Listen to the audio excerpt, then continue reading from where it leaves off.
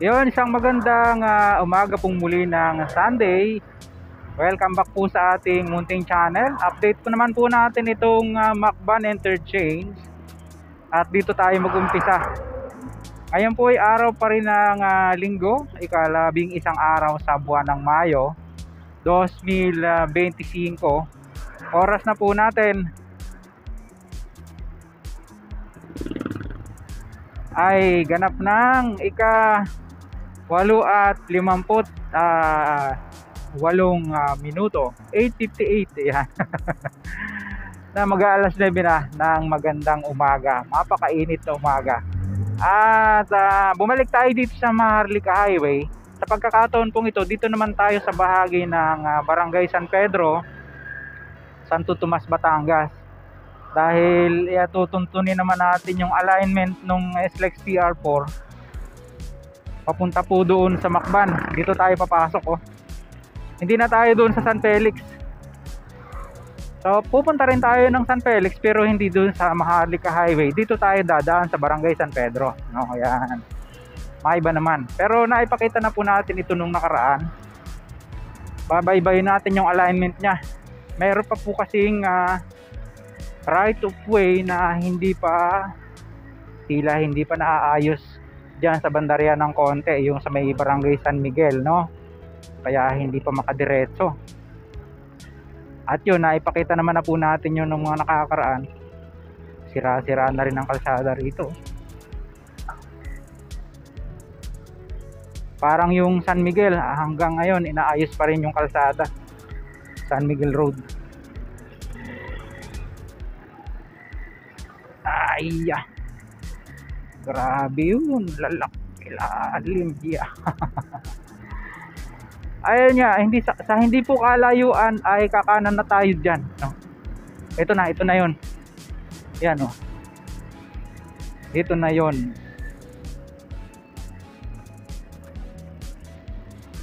Yan yung alignment. Tapos dito tayo.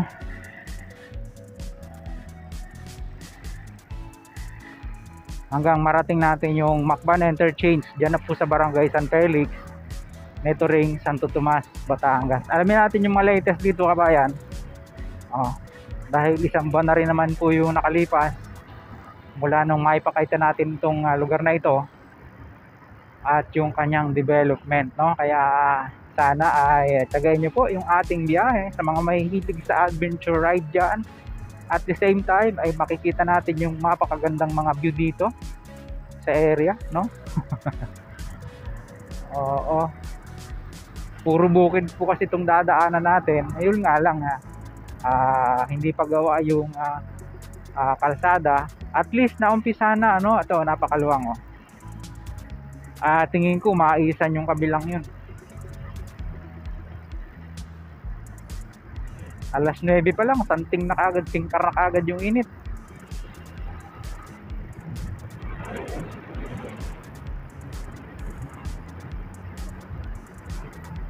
Hindi na po tayo kukuha ng drone shot dito dahil napakita naman na natin ito nung nakaraan hanggang doon sa Barangay San Felix. Doon na tayo kukuha ng aerial shot sa may interchange mismo. Tapos patawid doon, papunta na ng Alaminos. Dahil nakita natin ay sinesimentuhan na yung bahagi ng bundok, no? Yung bundok na pinatag ay kasalukuyan po ay may nalatagan na semento. Maigi pa yung package B, no? Ito pong dinadaanan natin, bahagi pa rin po ito ng package A. Patawid naman ang package B. Dahil mahaba-haba nga po ito, 12.75 kilometers yung distance niya magmula diyan sa Santo Tomas.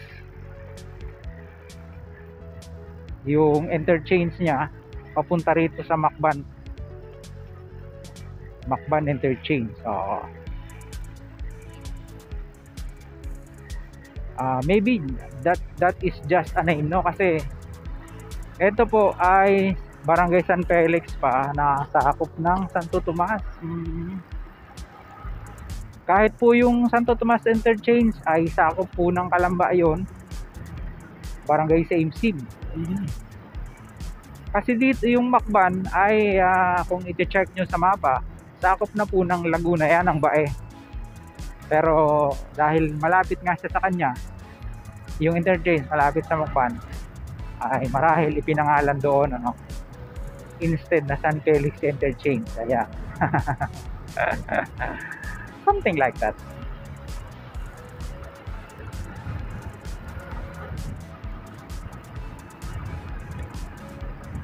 At least na tatagos na natin to kahit paano, no? Hindi katulad dati hanggang tanaw-tanaw lang tayo. Ayan, approaching na po tayo ng Macban Interchange. Ito na yon.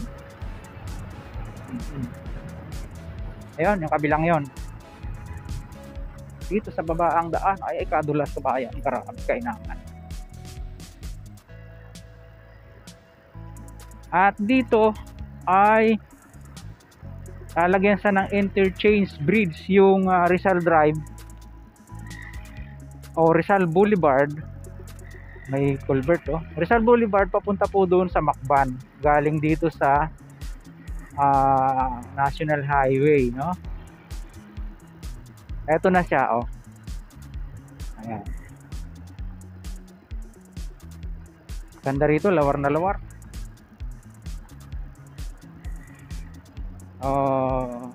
Bago po tayo tumawid sa kabila, kuha po muna tayo ng ilang aerial shot, kabayan.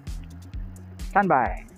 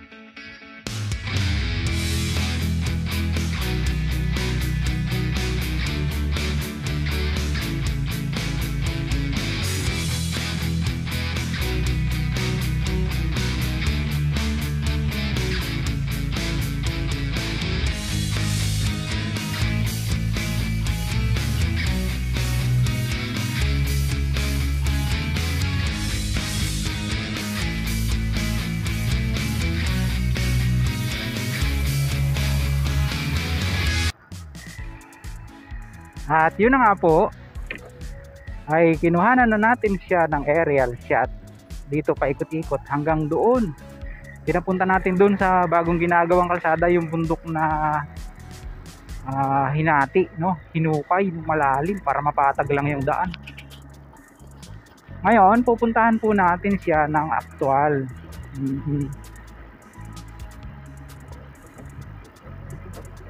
Tatawid tayo dito sa Rizal Boulevard. Galing po ng Maharlika Highway yan papunta doon sa Bae. May isa rin pong geothermal plant dyan na dadaanan yung Sabitin. Ito yung mga ano nila, oh, rebars sa ano, sa girders na siyang ilalagay po dito. Parang hindi na siya magkakaroon ng poste sa gitna, ano. Ang lapad nung tawag dyan, coping beam eh. Ang lapad eh, ayan oh. Tamo. Saka hindi siya kahabaan. Tingin ko hindi na nga magkakaroon ng poste sa gitna yan.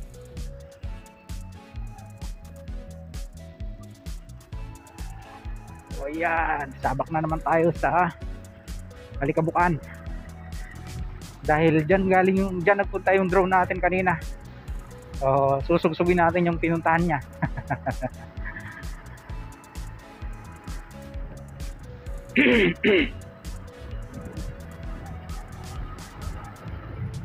Okay, ito naman pong patawid na ito na from Macban to doon hanggang San Pablo ay package B naman po ito mga kabayan. 12.75 yata ito yung package eh, yun ang 11.32. Oo, na mix up na ako, pasensya na kayo. Aha, okay.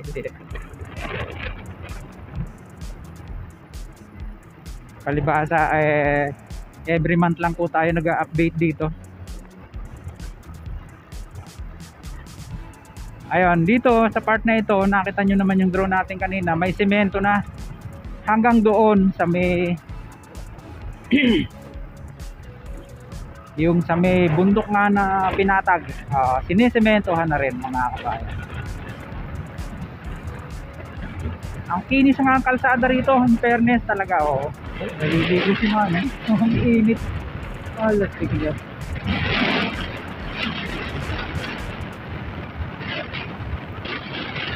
At bigla nang lumakas ang hangin, buti na lang nakakuha na tayo ng area. Happy Sunday sa inyong lahat.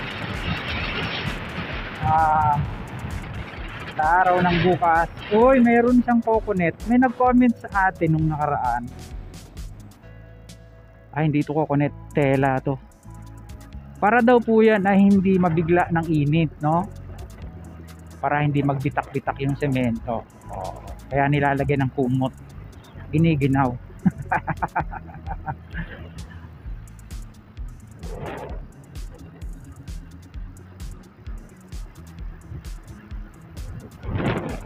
Ayan, no? Mayroon ng isang lane. Meron pong mga part na napakaluluang, almost 6 lane sa mga kabayan, no? Excuse me po. Pero originally ang mababasa po natin sa pahayag ni SMC mismo saka ni DPWH ay 4 lanes lang po yan. So siguro magiging shoulder lane yung magkabila, tapos magkakaroon siya ng barrier sa gitna. So kukonsumo pa rin yun ng almost 1 lane, no? Yung barrier kasi may space pa yun eh, hindi naman yung sagad na sagad. Kaya kung tingnan natin, napakaluwang. Ayan, no? Tingnan nyo, oh. Ganda dito, pinatag yung bundok.